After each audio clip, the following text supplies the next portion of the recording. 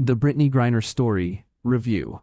The basketball great still rises. The use of closed-circuit video footage in a film has a way of suggesting a crime. The images from a ceiling surveillance camera of the basketball star Brittney Griner approaching the screening machinery in the Sheremetyevo International Airport in Moscow, and a short time later of the security officers working their way through her baggage, offers a case in point. Only the crime in the Brittney Griner story, an ESPN 30 for 30 documentary that premiered at the Sundance Film Festival, isn't the half-empty cannabis cartridge pen they find, but the wrongful detainment of an American citizen for political purposes. Doubtful you won't be after watching the biographical dive into the life and ordeal of the WNBA star by director Alexandria Stapleton Sean Combs, The Reckoning. It's been nearly 4 years since Griner was tried and sentenced to 9 years in prison and then released in a prisoner swap between the U.S. and Russia 294 days later. Stapleton braids Griner's detention with her biography. Her upbringing in Houston, her police officer father was a great influence, and her her quasar-like rise as a basketball player. Her relationship to her Baylor University coach Kim Mulkey is treated briskly. Her freighted journey to coming out. Her best friend shares how hard it was for two queer girls of color to figure out things in high school in Texas. Her short-lived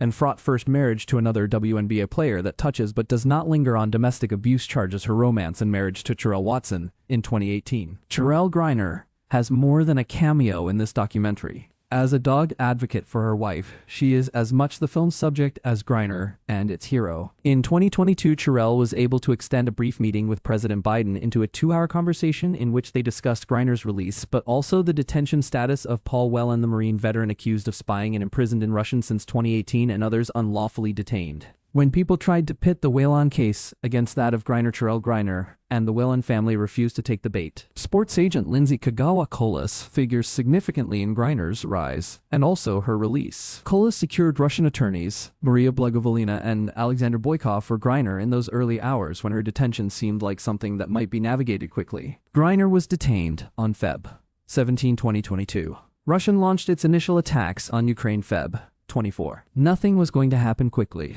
The attack really sunk us, says Roger Carstens, who at the time was the special presidential envoy for hostage affairs. Her trial didn't begin until July. Although likable, Griner isn't as persuasive as the many other interviewees speaking on her behalf, in part because even now she doesn't seem comfortable with public speaking. The camera's fly-on-the-wall buzzing seems to make her mildly uncomfortable, and given her accounts of conditions in jail and then the penal colony, it's reasonable to think Griner is still working through a trauma. For a richer version of Griner's ordeal, especially her time in Russia penal system, read Coming Home by Griner and author and memoir whisperer Michelle Burford. Since its brand launch in 1988, ESPN's documentary series 30 for 30 has underscored the ways the stories of sports and sports figures encapsulate, distill, and reveal cultural, political, and personal themes like few other genres. There is a reason why clips of Muhammad Ali speaking out on the Vietnam War still appear in movies about the roiling 60s. Converging in Griner's story are issues around gender pay disparity in professional sports and evidence of progress but also hostility to the rights of LGBTQ citizens. The frothing tweets of strangers regarding Griner's social justice activism and wokeness show that race has a place in understanding her saga as well. Early in the documentary, Griner stands on the podium during the medal ceremony at the 2024 Olympics. The U.S. women's team won the gold that year, and as the flag rises and the anthem plays, Griner tears up.